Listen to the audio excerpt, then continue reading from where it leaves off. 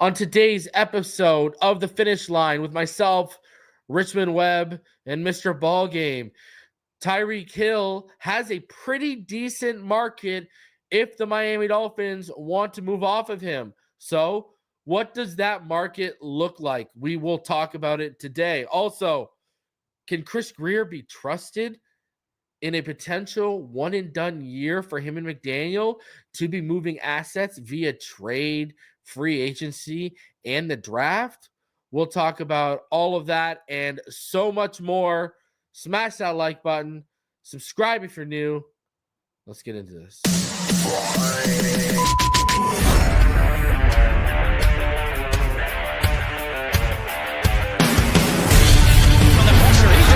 Loses the football. Touchdown! You have got to be kidding me. Jalen Waddle has a Dolphin touchdown. And he will score. Field on the near side, that open. Touchdown!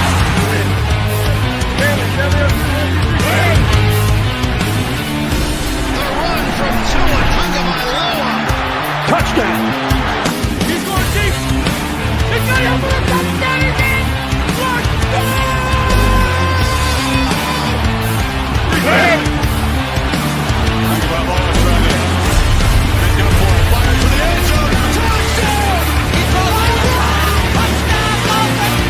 Beautiful day to be a Dolphin fan. Let's go!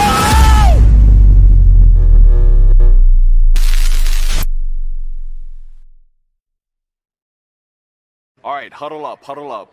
We're gonna crank these engines up on one. All right? Wait, 80. Wait, set.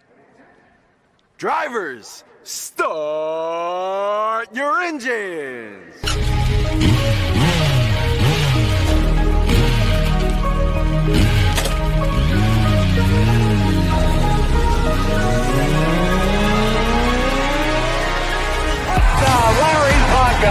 This is the Finish Line. I coached some great offensive linemen in the past. Larry Little, Dwight Stevenson, Jim Langer, all Hall of Famers, and Richmond Webb belongs to that same group. Here are your hosts, legendary Miami Dolphins left tackle Richmond Webb, Reason, and Mr. Ballgame.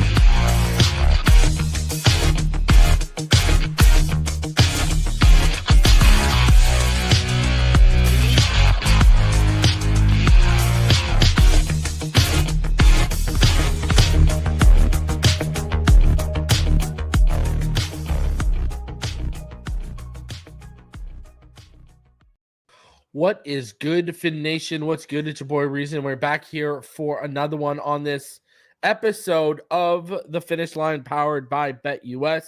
Appreciate each and every one of you coming through on this Wednesday evening. We got a lot to talk about. And gentlemen, it's actually been a couple of weeks since we came together due to the holidays. You know, we had Christmas, which was... It was different this year for me, losing my cat and stuff like that. Like the day before Christmas Eve was next level. So Christmas, we had New Year's. So it's been a couple weeks, gentlemen. We haven't really talked. I mean, we didn't talk after the Cleveland game and, with what happened in the Jets. I was saying while I was live during the Cleveland game, even with Huntley playing as well as he did in that Cleveland game, coaching and execution around him wasn't that great, and we let Cleveland really stick around until we took a hold of that game in the second half. And I was saying, man, if we do that with the Jets are going to make us pay. They played us close when we had Tua in and they were in our house. What are they going to do with Tua out and we go to their house? And sure enough, Miami Dolphins fell 32-20 in what at kickoff time was a must-win game, because the Broncos and Chiefs, that debacle hadn't started yet. I mean, I'll ask you guys your thoughts on that in a second. But your guys' thoughts over the last 2 weeks, Tua getting injured in the Houston game, aggravated. Now, he got hurt in the Houston game, gentlemen. It wasn't because of the offensive line, right? He scrambled, he hurt himself. But the hit he took against San Francisco that re-aggravated that injury was because of the offensive line. Remember, he stood in the pocket and took the hit on the ball that got barely tipped, and Tyreek dropped the ball in the end zone. That's where he took the hit that re-aggravated the injury, stuck in the game, played it out. Your guys' thoughts over what you saw the last couple of weeks. We'll start with you, Richmond, and then we'll get Ballgame's thoughts on a defense that was good but had a lot of problems tackling. What are your thoughts, Richmond? Yeah, just good to be back with you guys. But I think my thoughts and feelings are probably similar to what a lot of the fans' feelings are. And it was a roller coaster ride, and then like you say, we go to Houston, we lose that game. Come back, we play like Cleveland, we beat the 49ers, and then the Jets of all. When I think the frustrating part was Denver won the game, but it still would have been nice to win that game, and because now you've got everything possible to put yourself in that position, but to go kind of stink it up like we did against the Jets and not play well, and with the stuff that happened during the game, I'm sure we'll talk about it. It's just this type of season, and then along with some other things. So I think it was almost like a dying a slow death. Fans were still hopeful that we made the playoffs, but we didn't. And then I think it would have been a little bit better to digest if we won the game. But we've done all we could, but just due to things that are out of our control, we just don't make it. And I think that's it better to go stink it up against the Jets. And then, I love Aaron Rodgers, but the two best games he played was when he played the Dolphins. And, that's another disheartening thing. And, y'all already know about the rivalry with the Jets and all that. So it's just tough when we kind of let them get away like that. So, but other than that, kind of relieved that the season is over, can kind of, chill out for a little bit, just watch football, and I don't have no dog in the fight. So other than that, I'm good. That's kind of my feelings after the season is over with so far. Isn't that sad that a former alum is saying he's kind of relieved the season is over? I want that to settle in for all you people. That is just absolutely, that breaks my heart to hear you say that, bro. Ballgame, where are you at over the last couple weeks? Because listen, we had some good things on defense. The emergence of Chop. Zach Sealer was clearly dominant again this year. Calais Campbell left everything on that field, was a great leader in the locker room. He was phenomenal. The emergence of Jordan Brooks, showing everyone that I was right all along. Jerome Baker was never good enough. That's what a real linebacker looks like. The emergence of Tyrell Dodson. What are your thoughts on the last couple weeks and how the season ended with a whimper? Well, I think to be honest with you, I checked out emotionally. I checked out, not technically, in terms of watching football and evaluating things that I think individually players can do to be better and get better and those things. I'm always gonna do that because that's the coach in me. But emotionally, I checked out when I saw and I forget what game it was. Shortly after Tua got hurt, and I watched Waddle and Tyreek sitting on the sideline laughing, and we were losing in the game. That bothered me, and that told me then that I felt like that. It confirmed for me that there was a problem.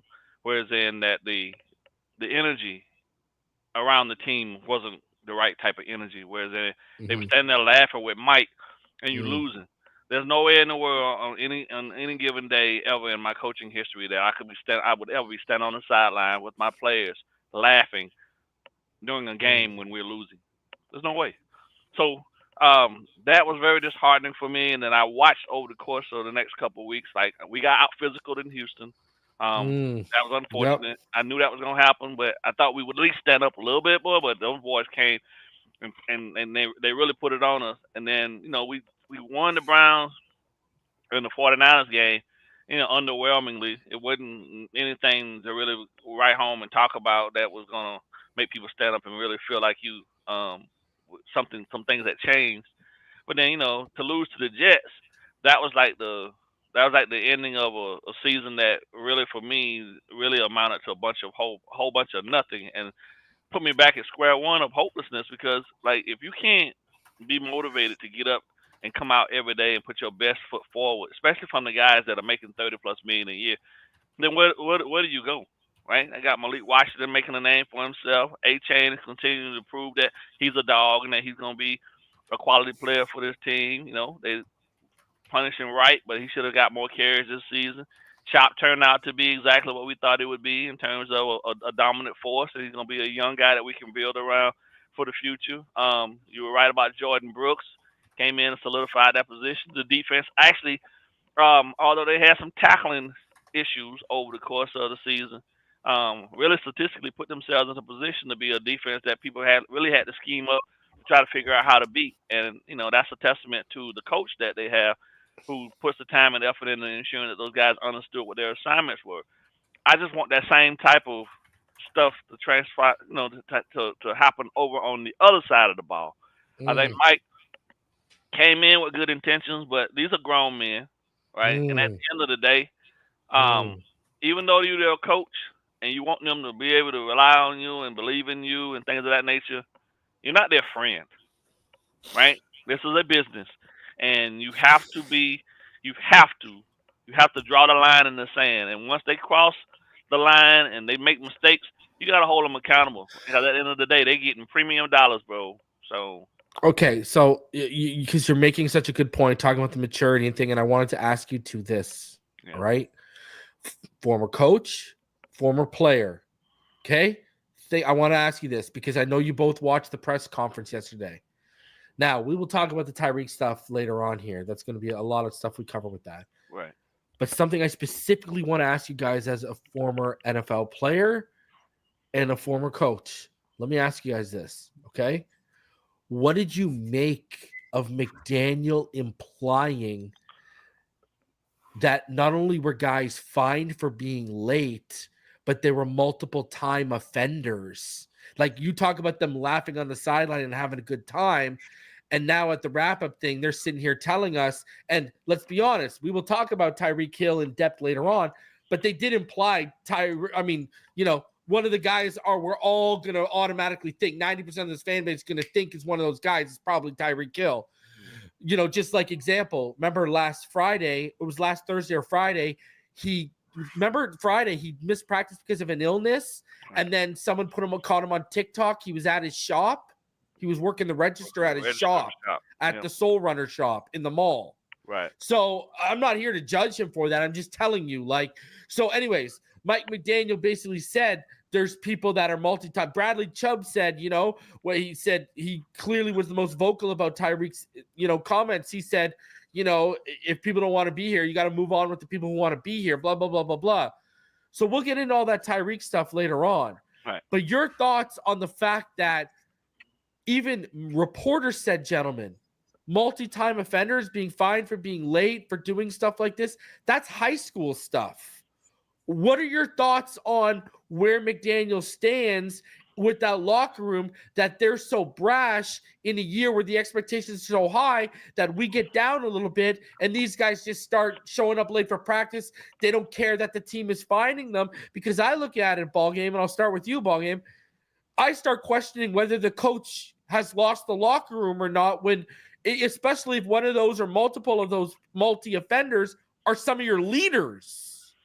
Well, I'll be the first to tell you that if he hadn't lost it completely, you definitely are struggling to hold on to it, because you can't, under any circumstance, have your guys that are like Richmond and I was talking about this before we came online, that you can't have guys that you bring in to be pillars of professionalism and what professionalism is supposed to look like, and be leaders in your organization, be the guys that are basically looking at you saying, man, I don't care what you do, I'm gonna show up and I want to show up. Because that's basically saying, without saying, even if he don't verbalize it, his actions are saying, I don't give a shit what y'all do. I'm that guy. Y'all know I'm that guy, and I just show up when I want to show up. But what that also says is, I don't really respect you. I don't respect you. You know what I mean? I know you're a cool dude and all, but you ain't really did what I did, so I don't have to respect you, and I'm gonna get paid regardless. That type of thing. And what that does then at that point sets a bad precedence for everyone else. And then you start, little by little, you start seeing other guys showing up a little bit later, right? Obviously, they can't afford the fines like he can, but in the same sense, If you find a guy once and he comes back and he does the same thing repeatedly over and over again, he's basically giving you his ass to kiss. Really, that's what that comes down to. And then you're left with the decision. Then, do I hold on to him and try to salvage this relationship, or do I get rid of him? And well, whether it's good, bad, or indifferent, I don't. And we'll get into, because I got some choice things to say about how Tyreek has conducted himself. I do believe that there is a stretch. You know what I'm saying? And there is a separation of this team in regards to whether Mike has the ability to man up to bring them back to where they need to be. That's definitely got to be looked into, because being too buddy is always, unfortunately, a detriment to your success, because you have to, as a coach, no matter what, your players have to respect you first. And if there's no respect, especially in this game, you're dealing with gladiators, because these guys are going out there putting it on the line. If they don't respect you, you can forget it, man. Yeah, but those veterans guys you were talking about that were brought in to lead the way, you found them on defense. Calais turned into one. Yeah. Brooks turned into one by the end of the season. Sealer's always been one. Ramsey is one. The problem is on offense, who can you name? A-Chan, but he's only going into year 3, so who's going to listen to him? Right. Tua, when he's healthy, but again, when he's healthy, and Armstead, when he's healthy. Other than that, you haven't found that on offense. But it's different, though. It's different nowadays. The football is different nowadays. Back when I was coaching, even when I was coaching and when Richmond played, it didn't matter what position you played. If you were a distraction and a problem, somebody checked you on that. Oh yeah, and if you didn't get in line, you were done. It didn't even have to be somebody from. It didn't even have to be somebody from your group per se. If you were out of line, they checked you on it. That doesn't exist nowadays. Yeah, usually this is how it was when I was. It would be dealt with in the unit. If it wasn't handled in the unit, the captain of that side of the ball, one of the captains on that side of the ball would step in, and you'd be dealt with. And if it didn't go there, it would then be taken to the coaching level, because the captains would go to the coach, and now you got to deal with the coaches, and usually it doesn't end well after that. Right. So I don't think that exists in Miami, bro. I'm gonna be honest with you. Okay, so what are your thoughts on all of this in terms of, let's stick with the fining issue, Richmond. You're on how many playoff teams? You're on how many great teams? You played with how many great players? You're Hall of Fame caliber yourself. Okay, what do you take away when Grier and McDaniel are sitting up there telling you that there are multiple time offenders that have been fined, and you get the automatic gut feeling that some of our leaders might be involved in that? Where are you sitting with that whole finding issue? Because I don't think people are glaring enough light on Richmond. Does it make you question whether the coach really does have a grasp on that locker room? Well, this is, I kind of checked that out the Sunday bit. It's the first I'm hearing of this, and I agree that, players step in certain situations, but this is strictly a head coach situation. If it's the same repeat offenders that just showing up late, to me, that's a respect issue. I can understand if you have a flat. I've had instances, even when I played, that had a flat one time, and the thing was, if you're gonna be late, call. And Stu Weinstein was the guy that you normally call to let him know. And I called Stu, told him what was going on. And they said, you might still get fined, but at least let us know what's going on. Well, that's what I played under. And if it's repeat offenders that's continuing doing the same thing to me, that's someone, and I don't have to know who it is, but it's probably somebody up on the pecking order that's making a considerable amount of money. Basically, you can do whatever you want to. I'm gonna still do what I want. And from the coaches I played under, whether it was Shula, Jimmy, Armstead, or even Dick Bowe, they probably would have been excused from showing. It would have been conduct detrimental.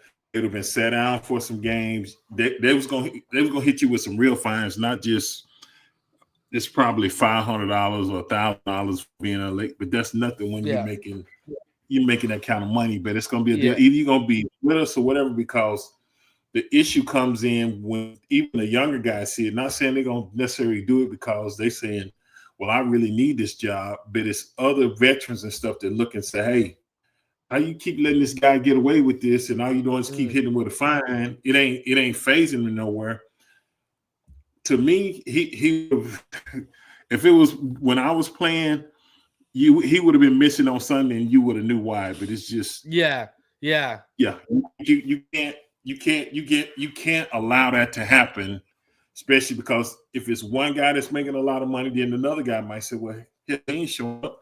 I ain't got to do what I got to do is play on Sunday, So they fine me $10,000 for the week. That ain't nothing to me when I'm making $1 million a week. So it's everything in perspective, but you always got to keep a tight rope on the players. You can't let one guy or a couple of guys do whatever the hell they want to, because other guys will look at you and say, hey, you need to fix this. This is not the way we roll. And it could mess up the whole team chemistry and everything. So I'm sitting here just chewing on this, like, why now are you just now saying something? It's been an issue. This should have been addressed during the season when it started, and say, hey, if you can't get it together, we'll just find you the max we can find you, and then we'll just set you on the side, and then we'll deal with you, after the season. We'll try to trade you or something, but we're not going to allow you to just come and do what the hell you want to do. Yeah, because ultimately, it really just comes down to, like, the way I did things made a lot more sense too. Is that everybody in the eyes of everyone else was all equal. Now behind the scenes, if you was a veteran player, like you was a senior or whatnot, you had a little more access to me, and I would sit down and go through maybe a little more in depth and deal with you on a little more personal level. But at the same time, if you screwed up, you know what I'm saying, I got to handle that right there, because I'm not going to allow my relationship with you to, to spoil the ones I'm building with the others. Like, there's no way around that, because once I start that and once I show favoritism, that gets into the fibers of everything, and it's a wrap. Yeah, Done deal. Ain't nobody trusting you. It's over. Hey, Bog. Yeah. So I just thought about when you said that, when Jimmy Johnson first took over, from the Shula transition to Jimmy Johnson. I remember the first team meeting, called everybody in there. Everybody was there on time, because it was a reputation about Jimmy that preceded himself even before he actually got there. So guys knew what you were dealing with just based on, guys in Dallas. And he told us straight up in the meeting. He said, a lot of people say, treat everybody the same. And he said, I don't believe in that. He said, he just told us straight out, and which I can respect, because you know what? At the end of the day, honest. He wasn't lying. So he put it out there. He said, hey, look here, I don't treat everybody the same. He said, all the guys, he said it's going to be a few. He said very few that's up here that can get away with what some other guys can't get away with. And I put in perspective Troy Aikman, Michael Irvin, Emmett, that caliber player. But even out of those three, you probably say if anybody did something, it would probably be Michael, not so much Emmett and Troy. You know what I'm saying? Right. So, right. You up there, it doesn't necessarily mean everybody that's up there is messing up. But he was like, he say, so I don't have a problem cutting it. He cut, I think we were there, he cut Eric Green, the tight end. And he cut, I think him and Keith Byers got it. He let him go. It was not to be tolerated. It was basically let everybody know, if you see a guy like this get cut, then he ain't got no issue cutting. Yeah, I'm the boss, applesauce. That's what it is, right? Like, so. But you can only have one. You can only have one boss.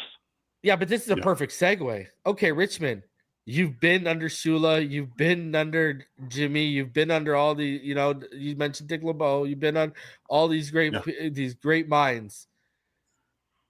Brother, okay, it's like Ingold. He said he was upset by Tyreek's, but then he brushed it over with, he's a great person, getting to know him. Everyone basically voiced that they didn't like how he went about business, and they basically made it seem like that stuff stays in the locker room. You don't put that out there, but they also backed it up with how much they like Tyreek, because we know PR, publicity. You've been in locker rooms with some of the greatest to ever play the game. You've been in locker rooms with some of the greatest to ever coach the game. He was voted number 1 on the NFL's top 100 by his own peers, Richmond. Your take and how you feel about Tyreek's post-game comments, because we all know you saw them, and we all want to hear what you got to say about them. Yeah, I just, when I heard that, I couldn't believe he said it. He said, I think he tried to mask it by saying, I got to do what's best for my family and this and that. And I love because from all I heard from when he first came in to the organization, he was the hardest worker. He was showing guys, what it took coming from Kansas City to Miami. So he was setting that example of what it takes to be the consummate pro, way you work. If you see me working this hard and I'm all pro, this and that, then y'all got to match my level. So that was the first thing. And then, it seemed like this year it's been multiple things, whether you agree with it or not. It's been some distractions that I'm like, okay, but now I'm hearing about the late, and I'm not saying it's him. If it's him, cool. If it ain't, but it wouldn't surprise me if it's him. But if guys like Chubb and like you said, Ingo, it's other guys that see this happening and they're not cool with it. And for you to come out and say, I got to do best for me. I don't know if I want to be here or whatever, this and that. And I'm like, okay, before at the beginning of the season, before you got the bag, you were saying, I want to retire here for life, this, that. And before you make that statement, I think you've been here long enough to say, well, I really like the way they do things here. I can see myself retiring here. I played in Kansas City. I played there. So you got something to compare it to. It's not like it's the only place you've been. And then, things don't go away. And I get it. I think if he wasn't a competitive guy, I'd be pissed off if I didn't get the 1,000 yards. I've been doing this year after year. I get all that. But to come out and say, I don't know if I want to be here, bro. He almost act like he was talking to another teammate, because I was like, why does he keep saying, bro, you talking to the media? And if you come out and say you really don't want to be here and they done paid you this and that, and I think after that, I think I was online reading and stuff, and they were saying that actually, and I don't know, I hadn't dug this, but they were saying that it really kind of gave Miami an out, because since he didn't go in the game in the fourth quarter, that could, let them out of some of those guarantees would make it easier to trade him.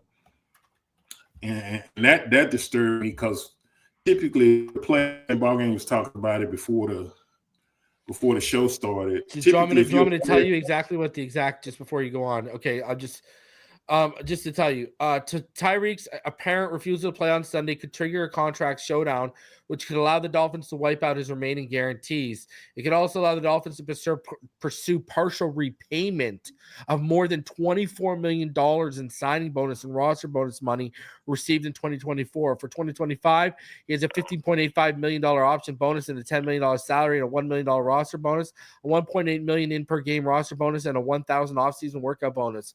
All payments are fully guaranteed for now. Somebody got to be willing to take that on. When I heard that, when it lets him out the guarantee, that frees up a lot of money, which we all know we got a bunch of places we need to address this and that. So I'm like, it's just it doesn't look good, because now looking at you like, okay, if you don't want to be here, then I can't count on you. Okay, I can't count on you when the going gets tough. I can't say, hey, we're gonna just hunker down and ride it out. Hey, it ain't the perfect situation. It ain't what nobody wanted. It's what nobody expectations were. But it makes me go back to a guy like Calais Campbell, when they go to this man and say, hey, do you want us to release you where you try to catch on with a playoff team or whatever? His response was like, no, I signed here. I'm a man. I stand on ride it. Yeah. My word is my bond. And so that's an old school mentality. That's a leader. Yeah, and that's what we need. But we don't need this. And I'm sure that pissed a lot of guys off.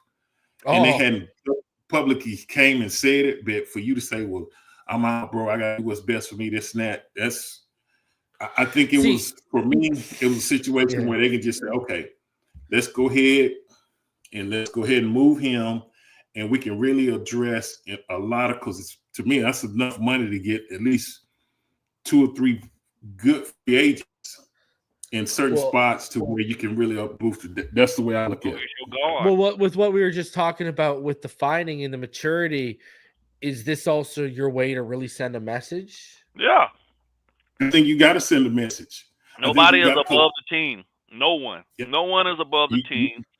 Even if you're the most talented player we've had since Ricky and Marino, it don't matter. Doesn't matter. It don't matter. And I agree with that. The logo above everything else. But before we keep going on, hold that thought, Richmond, because I'll let you pick it up right there in 1 second, okay? Before we keep going, I do got to get this. This episode, as you see, it is sponsored by BetUS. Go over to betus.com right now. In the chat right now, predict their record, whether you're watching live or whether you're watching after the fact. You can already see the opponents we got for next year. Predict the Miami Dolphins record for next year in the chat or in the comment section if you're watching after the fact. Go to betus.com right now and use promo code YouTube150. That's YouTube150. Get your first 3 deposits matched by 150% up to $2,000. Some of the quickest payouts in the industry, 24/7 customer service. Shout out to BetUS for sponsoring the show and the channel. Richmond, continue on, sir. Yeah, I think everybody loves Tyreek. I think it's just a maturity level bit. Sometimes got to be consequences to your actions, and I want him to do well and this and that. But I just think it's a slippery slope, man. If he's one of the guys he was describing in the press conference yesterday or whatever, and then he says this, and it's always he puts it out there and then he pulls. Oh no, I still love it. He puts it out there and pulls it back. It's like sometimes you get it out there, you might not be able to pull it back. And I think this is just one of those. If you truly not happy to be here and you stood on it like that, and I think is when you didn't go in the game in the fourth quarter, that's what I went back to. And I just know when I was a player, like say if I was hurt, I was telling Bob, if I got hurt during the game, the trainers check you out. And they would go to Coach Shula, Jimmy, Wanstead, whoever, say, hey, Richmond is out for the game. He's no longer available. So you have that information, once that decision is made, whether it's Richmond's got a concussion, he's done for the day, you already know that when you get ready to say, okay, starting offense back out there, and then where's Richmond? Oh, he's refusing to go in the game. Like, what? Yeah. What? It's the similar situation that happened in 49ers, and I think it was a wide receiver with the Baltimore Ravens that they ended up trading to somebody else. But the way the team felt and all that, it's like if you're not going to be with us, you don't need to be here. And I think that's not that they don't like Tyreek or whatever, but when you stand on a decision like that, you basically quit the team. It's just what you're talking about is Devondre Campbell when he quit on the 49ers this year, right? Yeah. And see, this is another thing too, gentlemen, that what's not talked about enough with the post-game interview. Did you notice how Tyreek made a point to say, I miss QB1, I miss Tua? Like, remember, he said it like 3 or 4 times. I took that as he's telling you right there, I only got a chance to get my opportunities and targets and win with that guy. I can't win with this guy. I think he was taking a shot at McDaniel. I think that was saying I can't win when Tua's not on the field. Like, I don't think that was a shot at his availability. I think that was him saying I can't win with McDaniel. McDaniel doesn't involve me like I'm involved when Tua does. I think he legitimately, and I'm not justifying because I think how he bet about it was wrong. I think the way he bet about it was wrong. But you know what I think? We know how these diva receivers think. Yep. He felt that he should have been, for example, you don't think he's watching Achane get all those targets on screens and saying, why aren't you leaning on me? Right. You're paying me $30 million. Right. Lean on me. Tua's out. Give me that. Because remember, he used to get those screens over the last 2 years. Now it's shifted to Achane. He's probably pissed off at the fact, why aren't you leaning on me? Your quarterback's out. But then on the flip side, he's saying, I miss QB1, I miss Uno, because he knows when he comes back, that's when he does get leaned on. Yeah, and I get that too, but I get it that the guys on defense missed one too. I agree. Everybody missed one because it's a big drop off. So, but the defense they got to go out and do their well, job. do we beat the Titans and the Colts if we have Zach Steeler for those games? Yeah, probably. Same deal, right? You know it's a drop off, but at the end of the day, you got to deal with the hand you dealt. I get it. Like I said, I get it. He was probably pissed off. He didn't hit his stop. I get.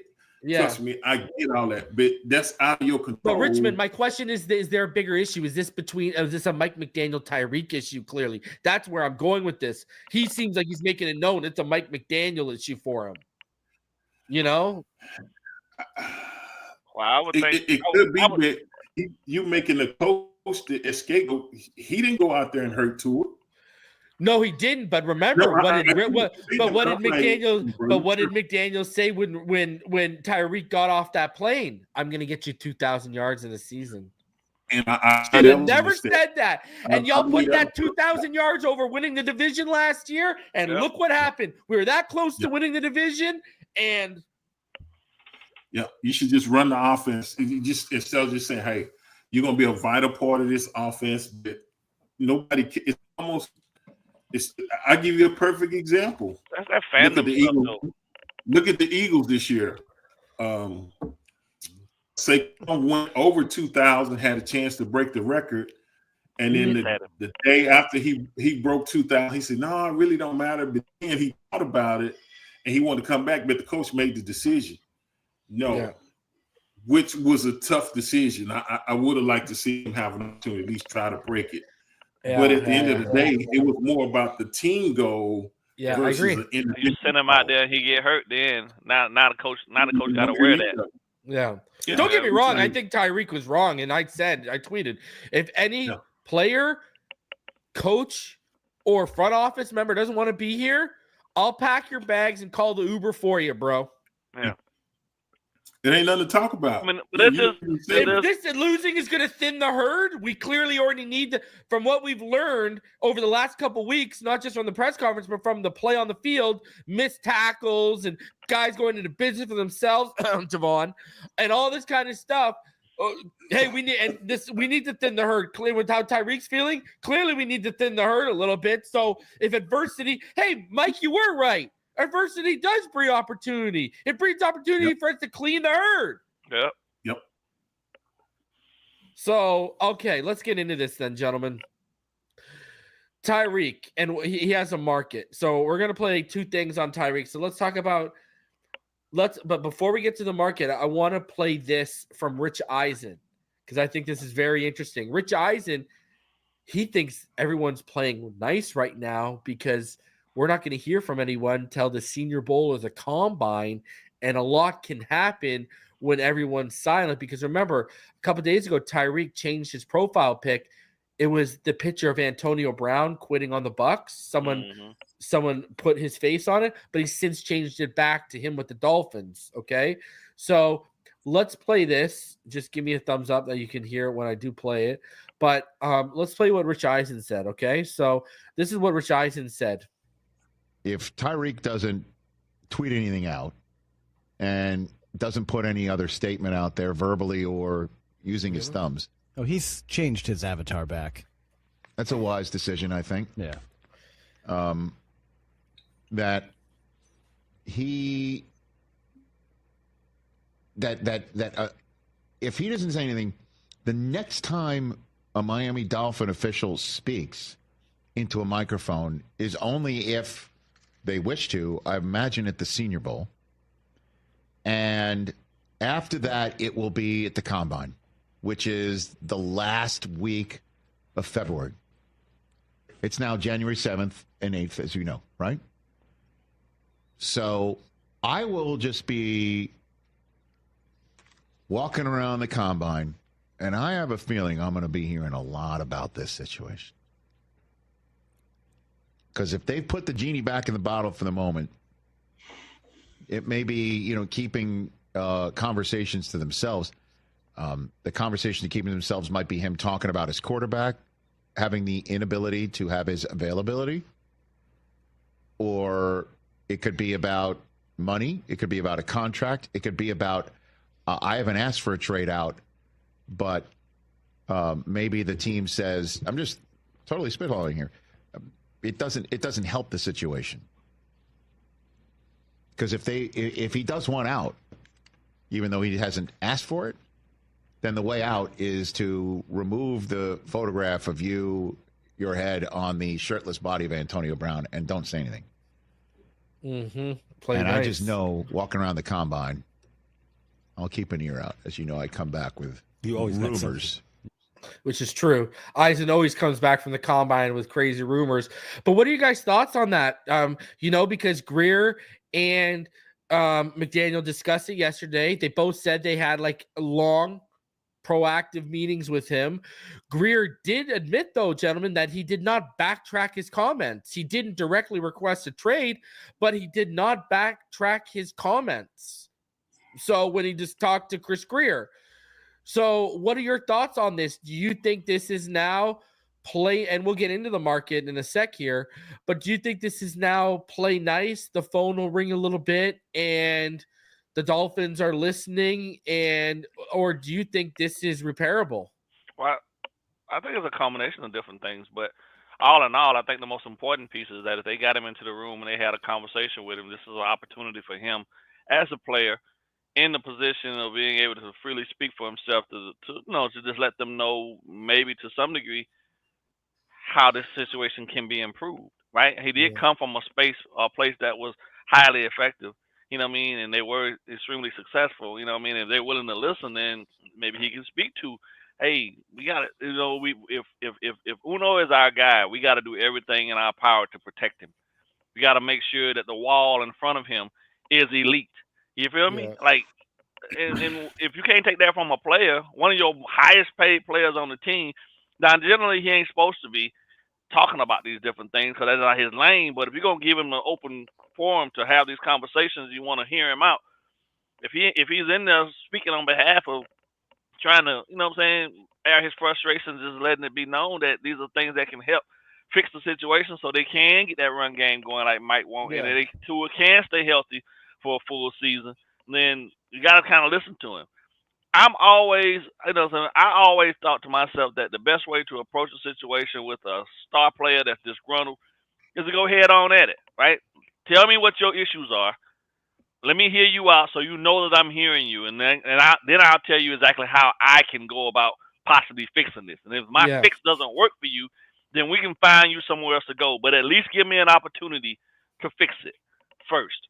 Right? But we don't do dirty business out on the front lawn. We keep it in the house. And anything you need to say to me, you can come knock on my door in my bedroom, and you can sit on the edge of the bed and tell me. But don't go out in the front on the sidewalk and have the neighbors hearing you calling me this, that, and the third. Because then that's gonna change how I'm gonna be willing to engage with you later. Yep. Agreed. Yeah. Because not only do you have a reputation to uphold, but you're going to hurt my market for you. Yeah, exactly. Right? What are your thoughts, Richmond?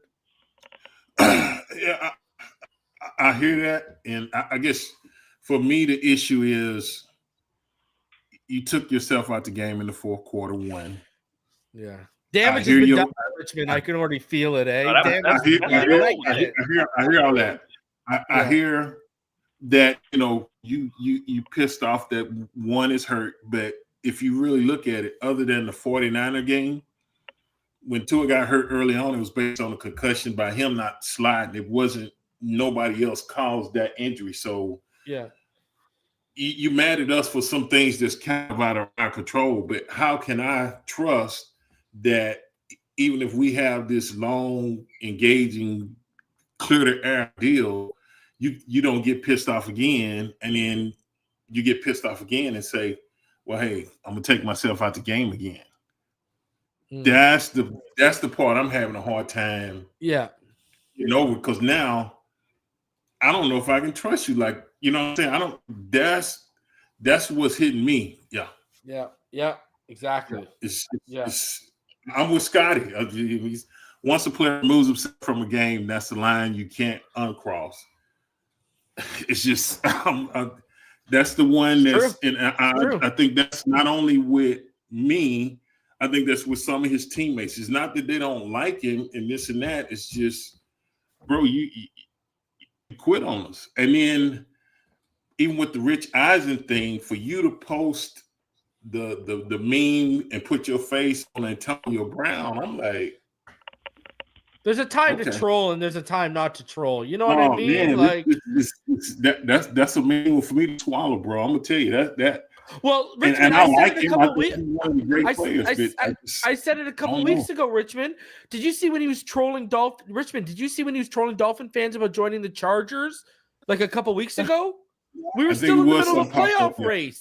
What are you doing, bro?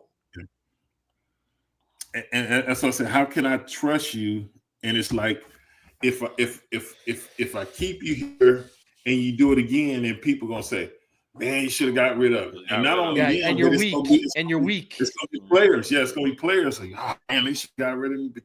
So that's that. I don't know if it's repairable, but I mean, everybody handles the situation differently. But I love him. I think he's a hell of a player, but that's just, I don't know, man. I don't know. All right, so let's get into this. So NFL insider James Palmer, he's worked with like the NFL Network and such before. He had this to say regarding Tyreek's market, and let's discuss it all. But the part that I also want to add into this is, will he have a market? And I know a lot of people are curious about that. Will he have a market? He will have a market, and it's for a few reasons. This draft does not have the wide receiver talent this past draft had. So it's going to be more scarce if you're looking for a receiver in this draft than in probably the last couple of drafts.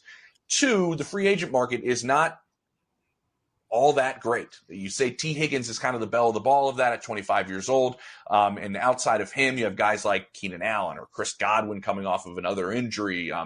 You have a couple of other names out there. This is why his name could complicate the matter if somebody wants to trade for him. Now, the compensation asking around is kind of essentially maybe a 3rd-round pick if you wanted it.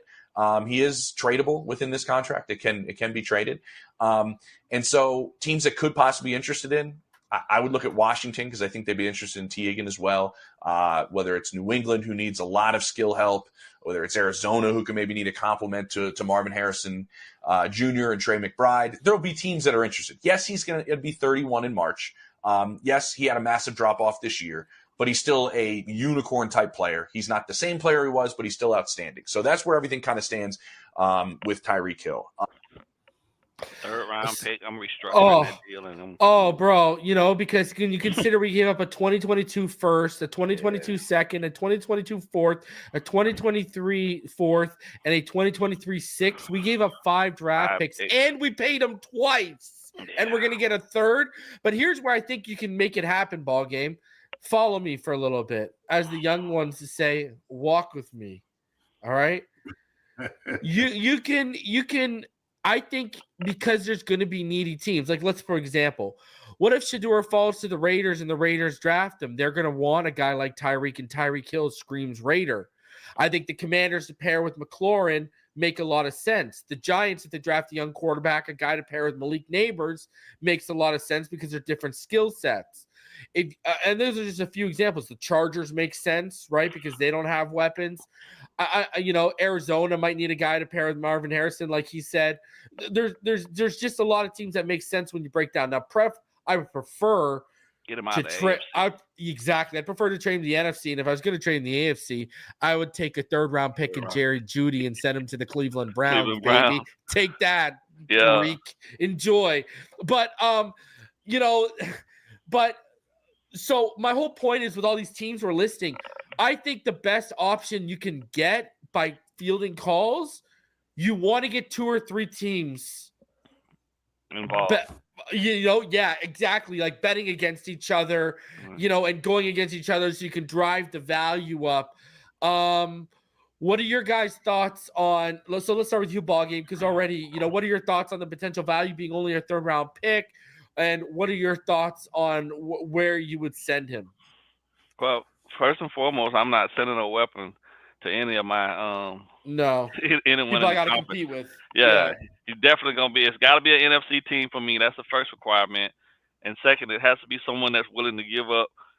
I mean, at the very least, I'm not accepting a third. Second and fourth. Yeah. I want a second and a fourth. Yeah, it's got to be at least 2 picks, and for me, the second and fourth will make a lot of sense because of what I gave up to get him, and if I think about all of those picks that I sent to get him, what I could possibly have on the team now that's Exactly. young and coming into their own, you know what I mean? Yeah, I got to get something back to be able to feel like the experiment was cool, right? We tried to give Waddle somebody to learn from. Waddle might be good enough to be able to take over that number 1 spot now, and then we can bring some other young talent in or somebody to solidify the X position for us so that we have a true possession receiver, you know. But yeah, I got to get at least 2 picks. A third would not do it for me. Anybody calling with just 1 pick, I'm hanging up on them. I'm not even entertaining that and then we'll just deal with it. Right? I'll restructure the contract, figure out some way to be able to get some something. But and not just gonna give the guy away. Yeah. What do you think, Richmond? To me, from what I'm hearing, I think this is a perfect situation. I agree you probably will get more than a third, and this just initial people putting it out there. But if this is a weak class for wide receivers and you need to really improve, I think you have an opportunity to create a bidding war between 2 or 3 teams. So I think you can get more than a third-round pick. So I think it will be a win for the Dolphins, but it gives him a fresh start somewhere else. So it's just you got to be willing to entertain this and that, and I think it can happen. So yeah. Dallas. And I will just say, all these people saying you can't trade him because of his cap or whatever, you can trade him. He has to be designated as a post-June 1st trade. If you trade him, you take on $12.7 million in dead cap, but you also save $14.97 million in cap. So you save more than you take on in dead money. Right. It's 2026 would be the perfect out, right? Because you would save $39.17 million, whereas you take on $12.7 million in dead cap. But this thing might be escalating, and really in a potential win or literally go home for McDaniel and Grier, can they afford to have a potential distraction around, especially if they come off to a slow start or if Tua gets hurt again? You can't afford that when your job is on the line. But speaking of their jobs being on the line, because this could be a potential one and done year, we could look back and say they were dead man walking when we look back in hindsight. Your guys' thoughts? We're talking about trading and all this kind of stuff because there are rumblings of Max Crosby and George Kittle being sniffed around by the Dolphins. Your guys, would you even with the draft? We talked about drafting quarterback. Everyone knows I want Jackson Dart in the second or third round. I'm afraid he'll sneak into the first, but I'd love him in the second or third as the backup and developmental guy to turn into something here in Miami. But do you guys trust Chris Grier with the assets? Because it might be they might be super desperate. We've seen what they paid for Chubb. Imagine what they could potentially be talked into paying for a guy like Max Crosby or George Kittle, just because they think a Band-Aid solution might fix things for them. I mean, we got the draft, we've got free agency, so we've got money and draft capital and all these assets that could be used. Where are you guys at with that? Have they do you trust them? Like, if you were Stephen Ross, would you be saying I have to approve every move? I don't think Mr. Ross said that. I think based on the statement he put out, it didn't sound that way. They may run it by him, but for whatever reason, he made a decision. Say both of those guys are going to be here. Me personally, I don't think going, like you say, Crosby or Kittle, we need to address multiple things. I think this is where you got to put the paper and say, this is what we need. Look at the best available players, what's realistic. Instead of going out to 1 or 2, can we get 3 or 4 guys, even if they're not the top guys, to really fill some areas? Because, like you said, keeping guys healthy. Chubb was out this year. Phillips was out this year. Teron's been in and out. Was been in and out. The right tackle, he got hurt. Austin Jackson, yeah. Austin Jackson, Wynn came back latest. We got a lot of areas, and definitely solidifying that front five is key for me. And we're paying two of the money.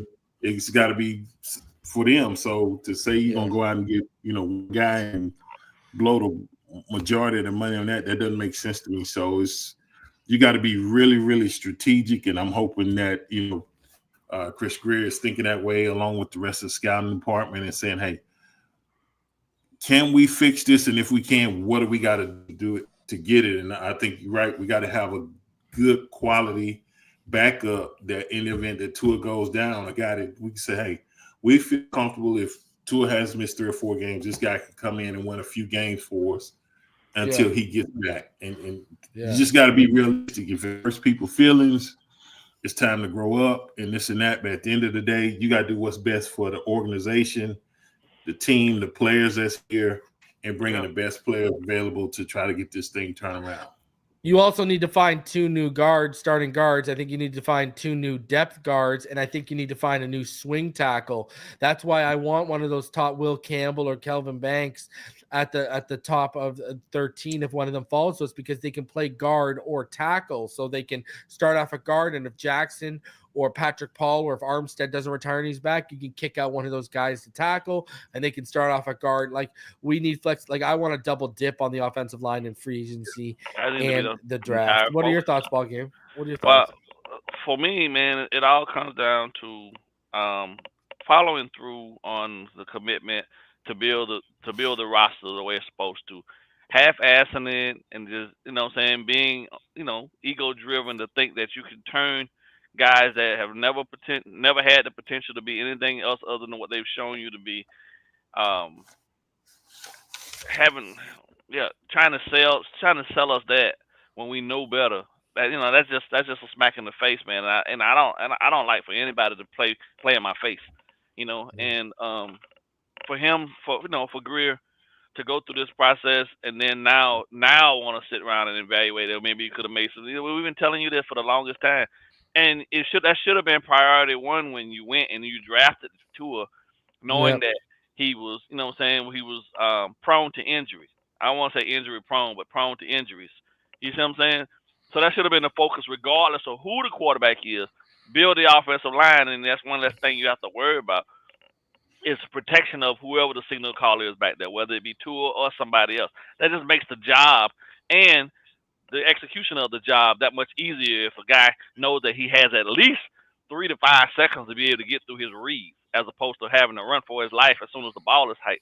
And what was the rest of it? Because my thing with Grier, man, is that like this got to be it for him. You know what I mean? Like, if you really, really, truly love the organization, give us what we deserve in regards to this offensive line and fill these holes, find a quality backup quarterback, do all of these things, and then just get out of the way, and then let them find somebody that's really more committed to the aspect of actual player development and finding these diamonds in the rough like everybody else in the league seems to be able to do. Everybody else can go out and have their scouting teams evaluate and find all this talent. And why is it us that can't? Right? Like, you did a halfway decent job with this last draft, and a lot of these guys turned out to be solid contributors, but that doesn't still bode well enough for me over the time that you've been in the position to say that you got it right, that you can still continue to get it right. So just get out of the way.